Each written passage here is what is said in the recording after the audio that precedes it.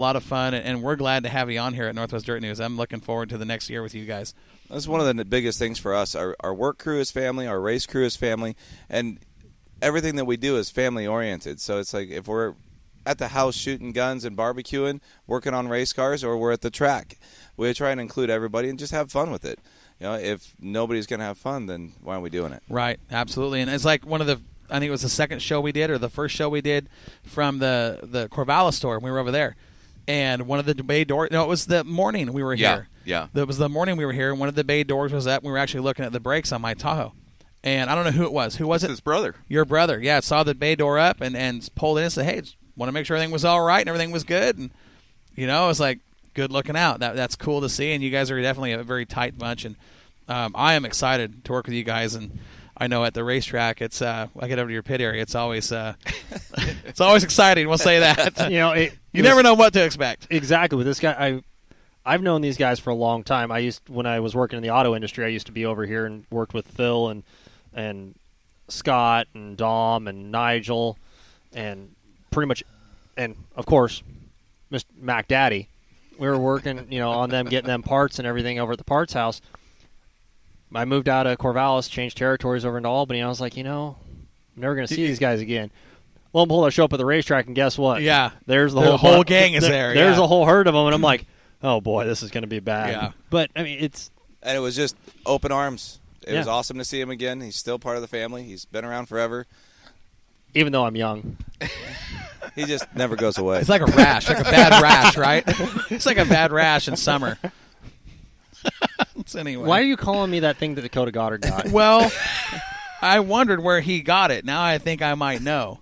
Pieces are coming together. Yeah, see? Oh, jeez. Anyway. We're sitting here. IMCA points. IMCA points. We're talking about Sam Potter. He walked away with a 9th place. I mean, where'd you finish last year in the points, Sam? Do you even remember? I honestly think it was 8th place. I think it was 6th. I think you got 6th place last year. I'm almost positive. Yeah, I honestly don't remember. But, I mean, we don't race the full season, so we just go out and race when we want to and have fun. So we're not too tied up into the points things. It's always nice at the end of the year to see where you end up, but never a big expectation there. Well, watching the 44P car this year, and I even said it on the air in the Moxie Tower, I truly believe we're going to see you win a race this year. That car it's good. That's a good race car, and you're right there in the front. And, again, it seems like when you get it all put together, lightning strikes. It's just the craziest stuff happens to you. Like, you could be around 3 cars, and the one car that slips is going to get you. It's just been one of those years where it was a little frustrating for you. Oh, yeah, definitely. It's you got to run through all your bad luck to get back to your good luck. And this year we had a long run of bad luck. So I want to say about the last 3 races, we had a practice out there. That last practice they had, we went out to that and learned a lot. And Matthew Drager came out and helped me. And we really got the car going a lot better after that. Yeah, the late stages of the season, that car was... Yeah, it was on fire. Yeah, absolutely. One of the top cars to beat. I mean, you're right there in the hunt for the wins and top 2, 3, 4 spots week in and week out. I know you don't want to say exactly what happened, but what was the biggest? I mean, was it a shock package change? Was it driver? I mean, a lot of it was driver. Like I said before, knocking the old asphalt off, and it's that trail braking thing. When you race for so many years, not dependent on that brake pedal, and then all of a sudden you have to be more dependent on the brake pedal than you ever have before. It's a big transition, and we changed the shock. And next year we're going to a whole new shock package, so hopefully that'll help as well. So as a driver, we hear a lot of drivers when we're on this side of the sport, doing the media stuff. And we talk with all you guys week in and week out in the pit area, and we hear a lot of drivers talk about trail braking. There's a lot of fans out there. We talk about it too.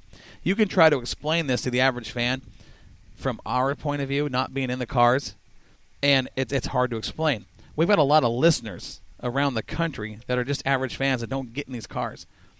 Give us a definition. Give us an example of trail braking under, say, dry slick conditions.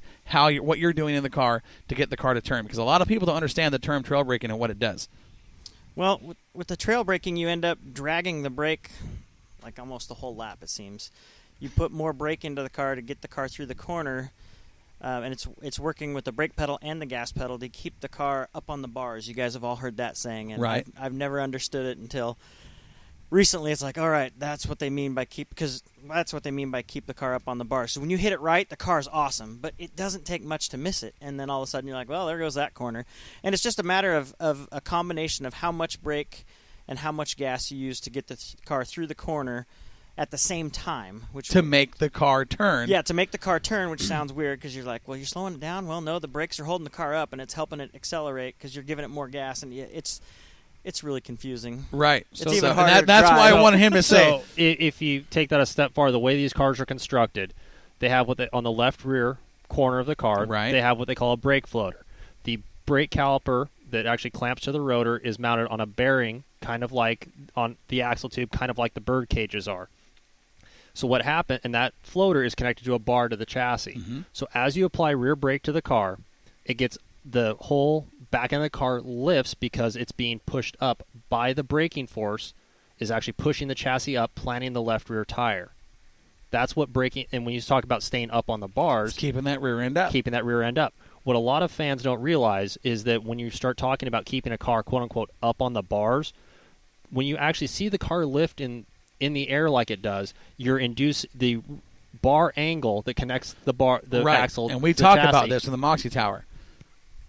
actually the axle articulates underneath the car, so you're actually inducing rear steer. And by what you're saying, rear steer, 'cause I know you're coming with that term. A lot of people don't realize you watch these cars at a turn 2 down the backstretch and they get up on the bars. That left rear tire will literally move forward behind the driver. Yes. That rear end will turn. It'll help the car get into the corner and turn. Now, to keep the car up on the bars is when you're talking about using the trail braking technique, putting the brake down, holding it down, and working the throttle at the same time. That's correct. And you can change the car's entry by trail braking or not trail braking, or the exit Yeah, you by can change everything with the amount of that where brake you're you using use. the brakes on the racetrack. You guys need to get Colin or Campos in here because they look perfect out there. I'm like, gosh, that's what I need to do. Why can't I just do that? It'll happen. That You're 44P close. car was, you were faster at the end of the year. that- And I truly thought by season's end you were going to have a win. Well, we were hoping, but didn't quite make it. So we'll Well, I shoot for think next year is going to be that if you want to call it a breakout year for Sam Potter, it would not surprise me one bit. He got fast throughout every race he was out there. And, the night I thought it was going to happen was the night that he ended up spinning sideways and going into the back of Steve Moore. When Steve Moore and Rob McComb stacked up. I was watching that night, and I was like... We had cameras on those cars. Yeah. That was one of my good luck streaks right there. I was like... middle of the bad luck. This is Sam's night, and then all of a sudden... Okay, maybe not. Yeah. But it happens to all of us. Like Sam said, you got to go through the bad luck to get back to the good luck.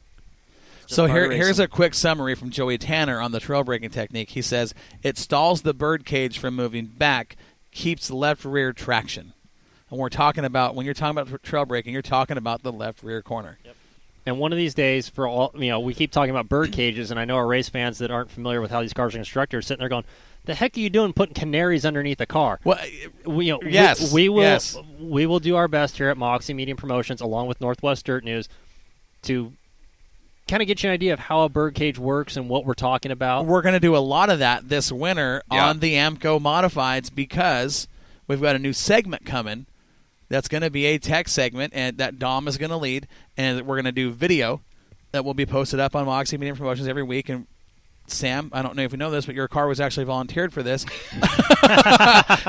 Well, both of them. I guess I need to go now and get home and wash the car. The 44 and the 04. We're going to be be a doing some little stuff time, on don't worry. those cars, talking about, and again, that is stuff not for guys like us in the racing world. It's going to be a segment for the average fan that follows us on Moxie, the fans in the stands that don't get a chance to get down and work on the cars, that don't get a chance to get in the cars.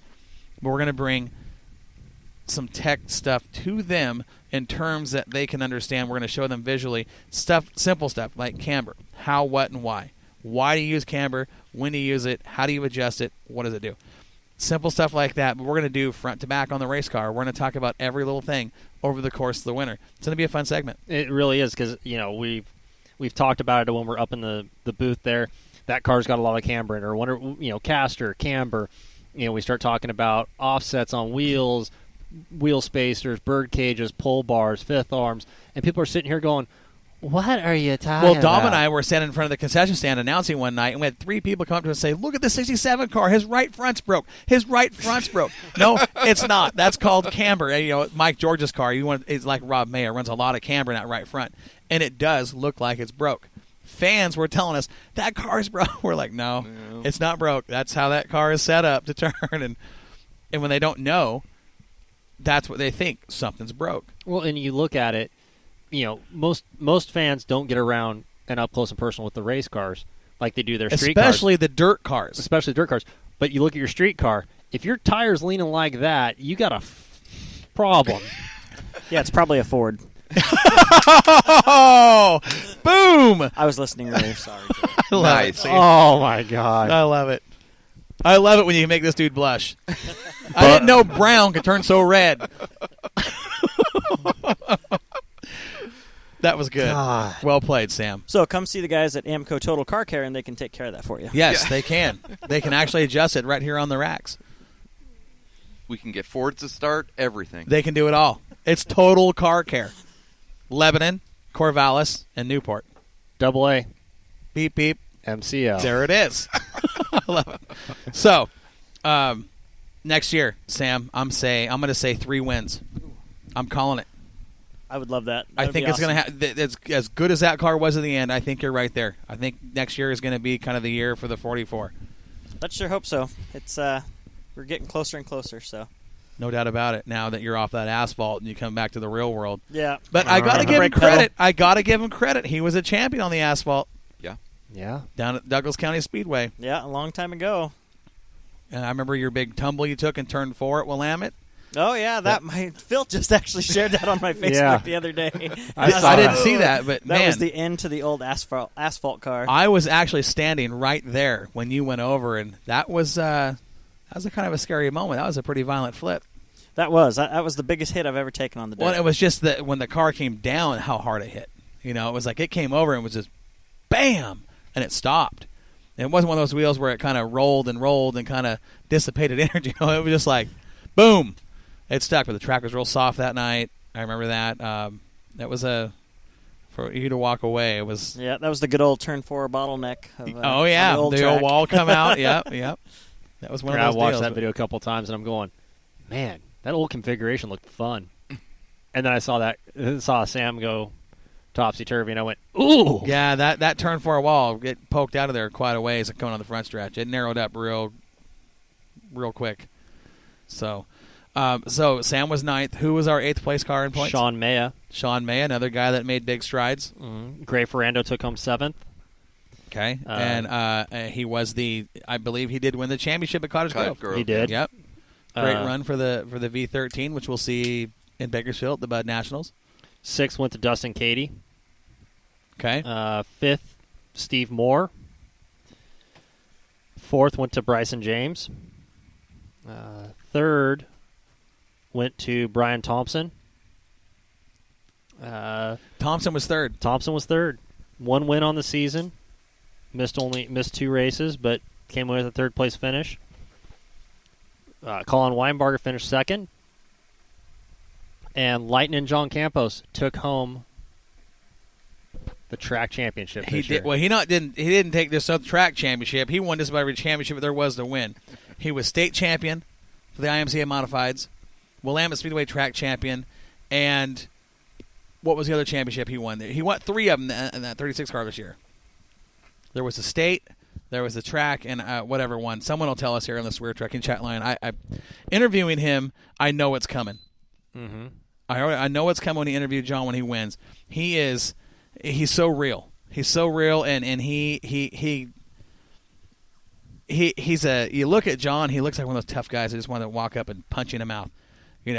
He's got that. He's just got that tough persona about right. it. Yeah. Yep. You start talking to him, Victory Lane, and you've got to control your own emotions because he starts getting emotional and gets teary-eyed and starts thanking everybody. And he's one of those guys where a win. I mean, he truly. Well, he has the passion for the sport. He There's just does. no doubt about it. Huge passion for the sport. Now, we're not going to see him next year. He made the announcement in Victory Lane, his car's for sale, and he's taking the year off.